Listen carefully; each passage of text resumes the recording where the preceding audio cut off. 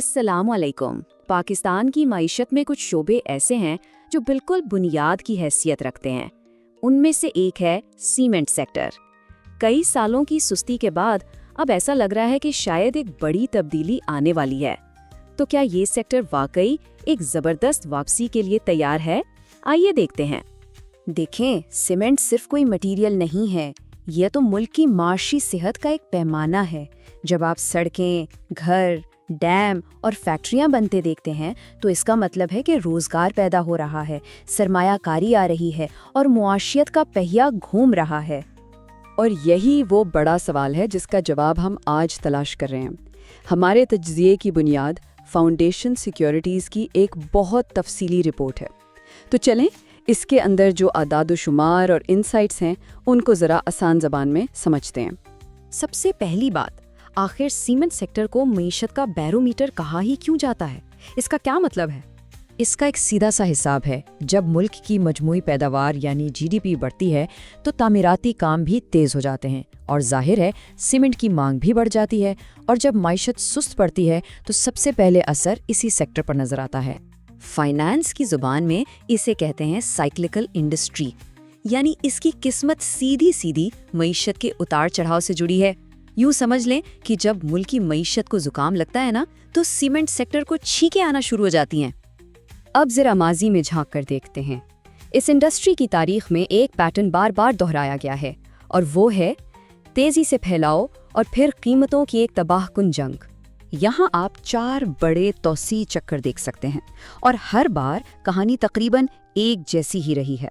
Demand बढ़ती है, कंपनियां जोश में आकर नई फैक्ट्रियां लगा लेती हैं, पैदावार तलब से कई ज़्यादा हो जाती है और फिर मार्केट का हिस्सा छीनने के लिए कीमतों की जंग शुरू हो जाती है, जिसमें आखिरकार सबका ही नुकसान होता है। ये एक तरह का जाल था जिसमें ये इंडस्ट्री बार बार फंसती रही। लेकिन इस बार, यानी इस चौथे और मौजूदा साइकिल में, कहानी में एक नया और बहुत दिलचस्प मोड़ आया है। और यही वो नुक्ता है जो इस पूरे तज्ज़िये को इतना अहम बना देता है। तो अब आते हैं रिपोर्ट के सबसे अहम हिस्से पर। क्या आखिर इस बार ऐसा क्या मुख्तलिफ हुआ कि इस इंडस्ट्री ने अपने पुराने तौर तरीकों को तोड़ दिया है? माली साल 25 में फैक्ट्रियों की पैदावारी सलाहियत का इस्तेमाल 55% से भी कम रहा। माजी में अगर ऐसा होता तो ये एक वाज़े इशारा था, एक रेड फ्लैग था कि बस अब कीमतों की खतरनाक जंग शुरू होने ही वाली है। लेकिन इस बार ऐसा कुछ नहीं हुआ। फाउंडेशन सिक्योरिटीज़ की रिपोर्ट कहती है कि तमाम बड़ी कंपनियों ने कीमतें मुस्तहकम रखी हुई हैं। उनके मुताबिक बुरा वक्त अब पीछे रह गया है। तो इसका असल मतलब क्या है? इसका मतलब है प्राइसिंग डिसिप्लिन, यानी मार्केट पर कब्जे के लिए एक दूसरे से लड़ने के बजाय कंपनियां मिलकर अपने मुनाफे को बचाने पर तवज्जो दे रही हैं। और ये एक समझदार और मुस्तहकम इंडस्ट्री की निशानी है। चलें, अब जरा मुस्तकबिल पर नजर डालते हैं।